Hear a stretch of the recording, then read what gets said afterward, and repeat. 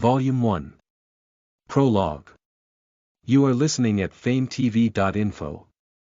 It/s Christmas, with snow fluttering in the air, the city is filled with lively Christmas songs and colorful neon lights brighten up the streets. It was almost 5:00 in the evening, and the people and cars passing by were filled with couples and families. It was a peaceful and happy scene. People who would curse such people do not come out into the city to begin with. Of course, many people are working in such a situation. At a road construction site just outside the downtown area near the city center, they started to clean up before 5:00.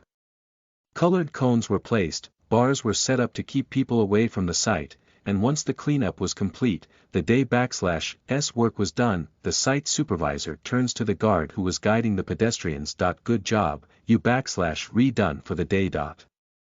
Good work.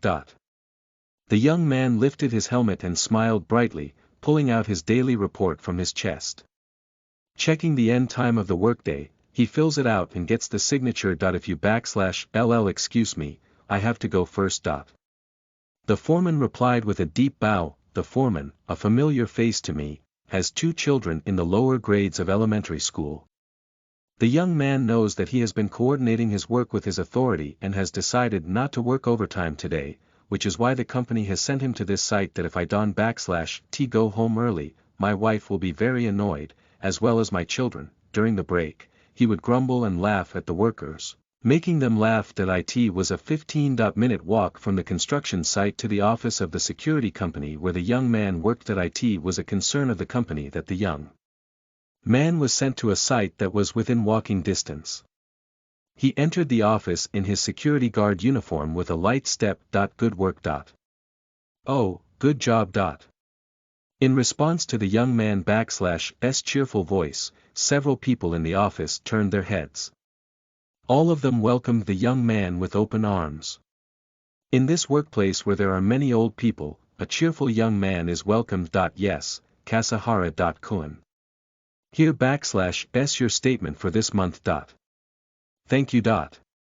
I politely receive an envelope labeled December payslip. Satoru Kasahara.san. Satoru puts it carefully in the breast pocket of his uniform, bows to the people in the office, and heads for the locker room. In the changing room, a middle-aged man in a long-sleeved, white, tired shirt and pants was smoking a cigarette. Oh, Satoru.kun.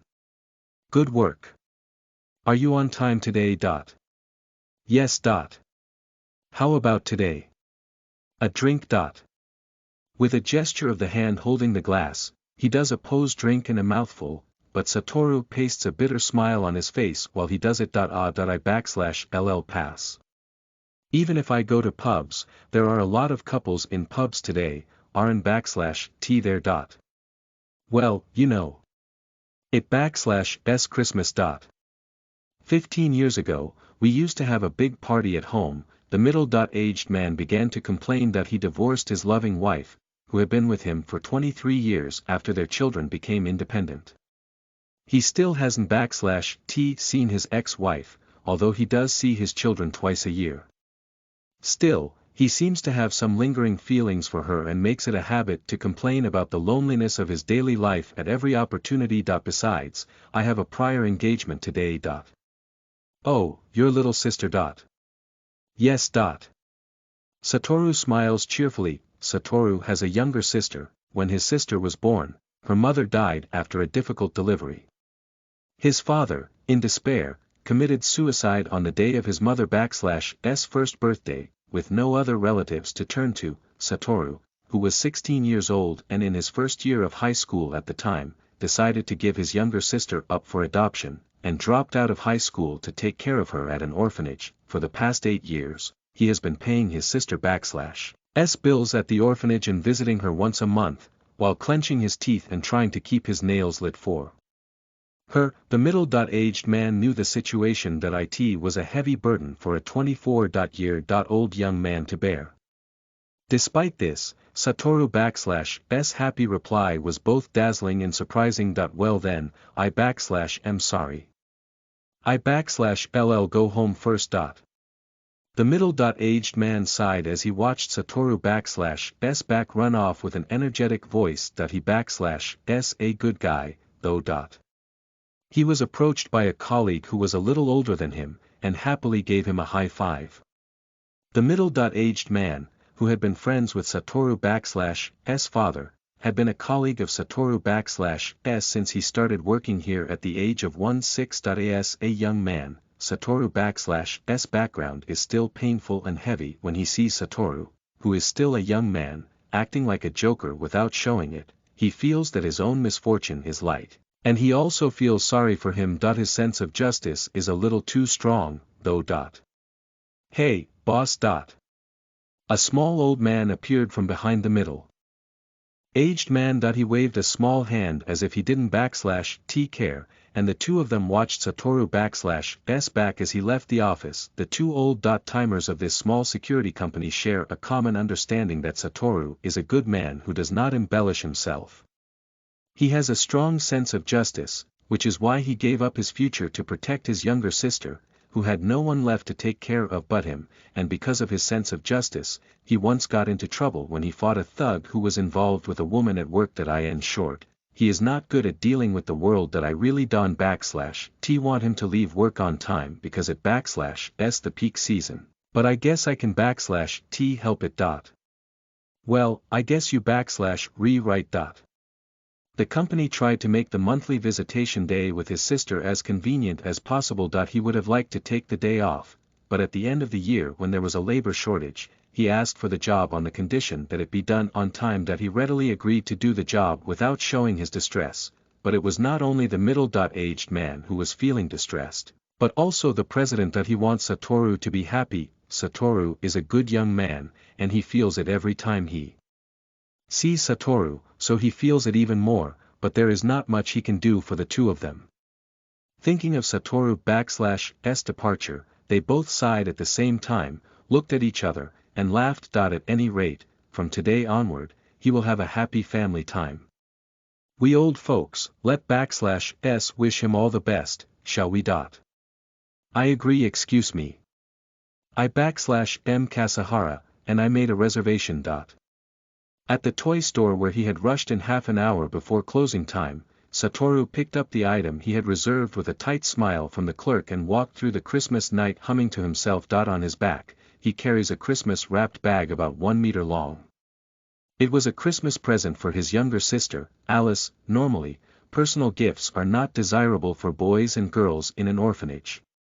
This is because they tend to get jealous of other children and become targets of bullying. If it _s Alice.chan, she can share it with everyone.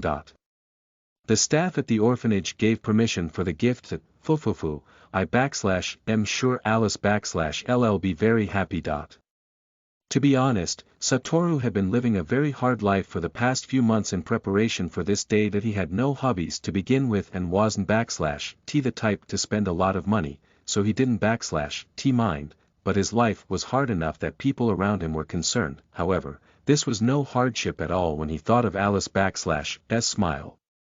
There was a cute little girl outside the station where he was meeting her, snow fluttering in the air, her cheeks were red from the cold, and she was rubbing her woolen gloves together as she exhaled her white breath. Her woolen hat was covered with a light dusting of snow, and she looked cold to the eye. At _s Alice, Satoru_'s beloved younger sister. Alice. Oni-chan. A big smile bloomed on Alice _s face when she saw her brother. The fact that she had been shivering in the cold was nowhere to be seen, and she ran up to him happily and hugged him tightly.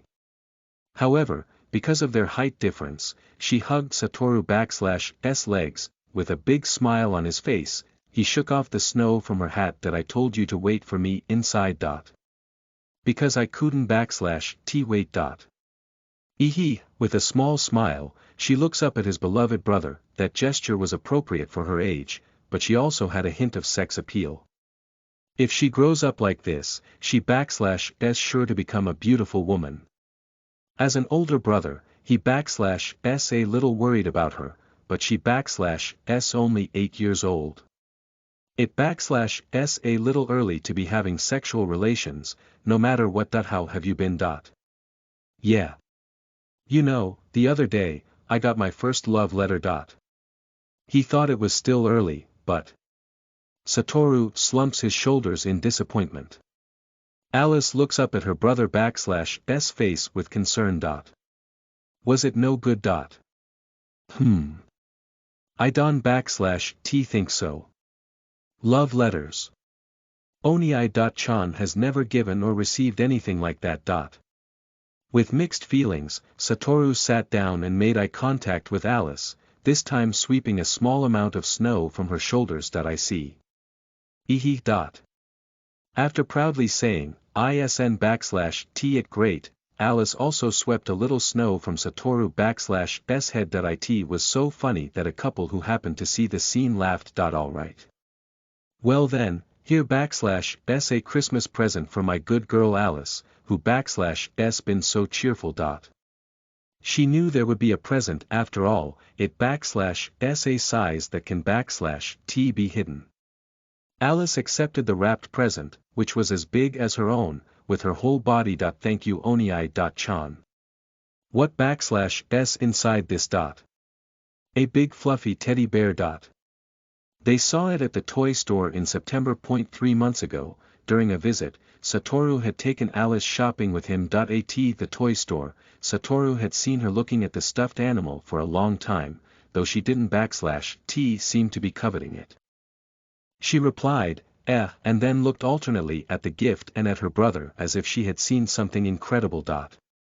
Really? You wanted it, didn't /t you?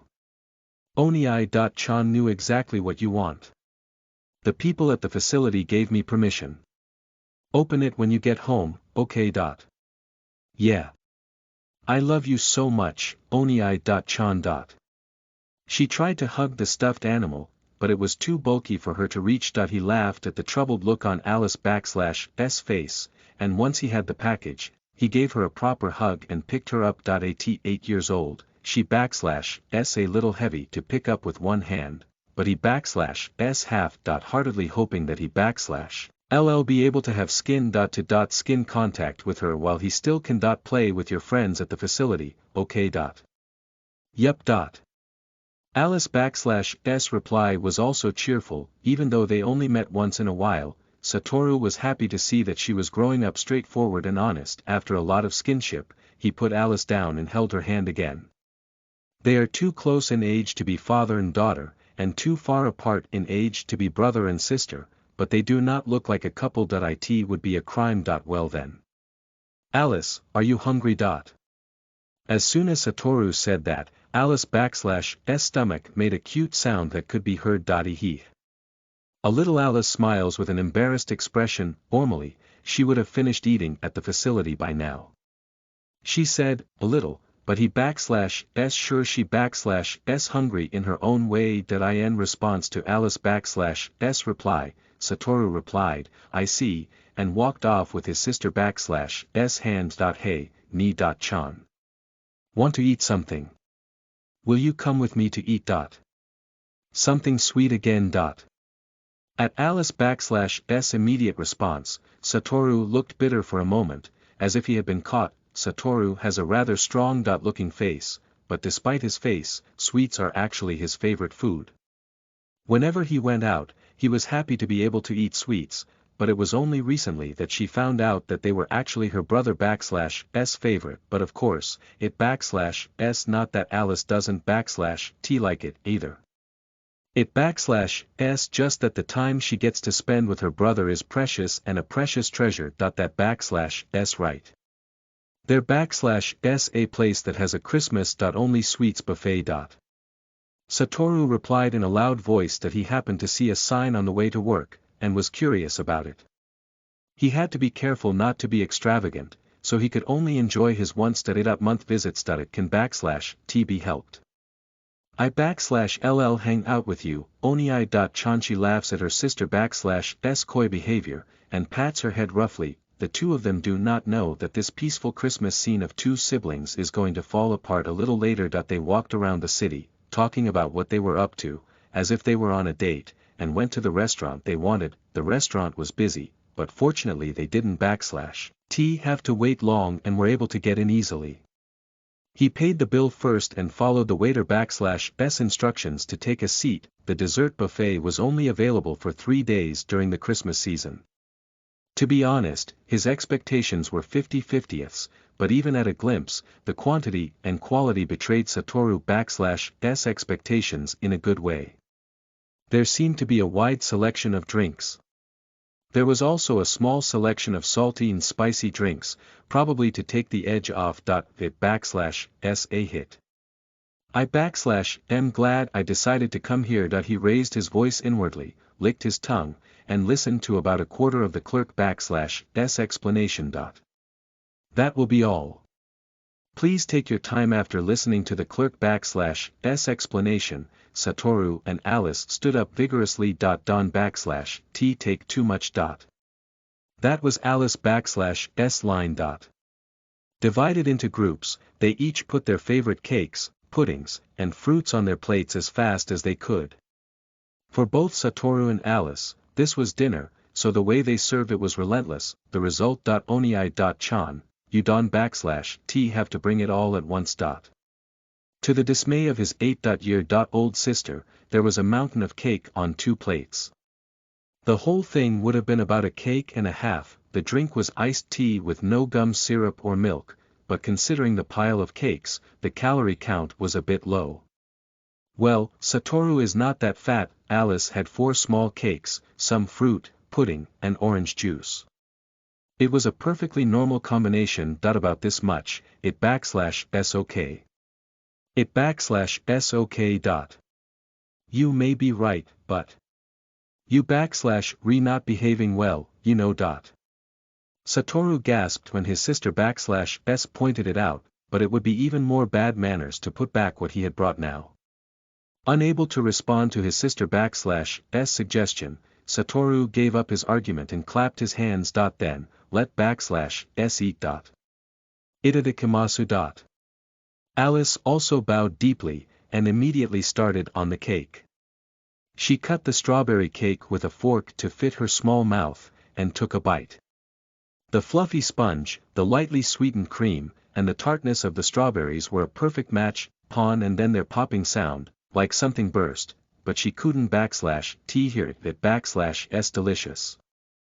Right. Onii. She looked up from the pile of cakes and tried to ask her beloved brother for his consent, but there was no sign of him in her line of sight. Onii.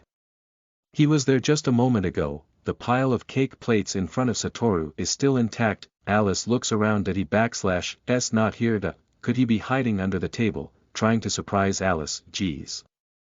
You /Ria helpless. Onii. Alice peeked under the table. He /s not there. Suddenly feeling uneasy, Alice looked around, confirmed that her brother was not there, and her face turned pale. The girl /s cries suddenly echoed, and the store was in an uproar. On the seat where Satoru was sitting were the coat he had been wearing, a stuffed bear wrapped in wrapping, and a carefully woven quilted coaster with a star pattern that didn't /t recognize.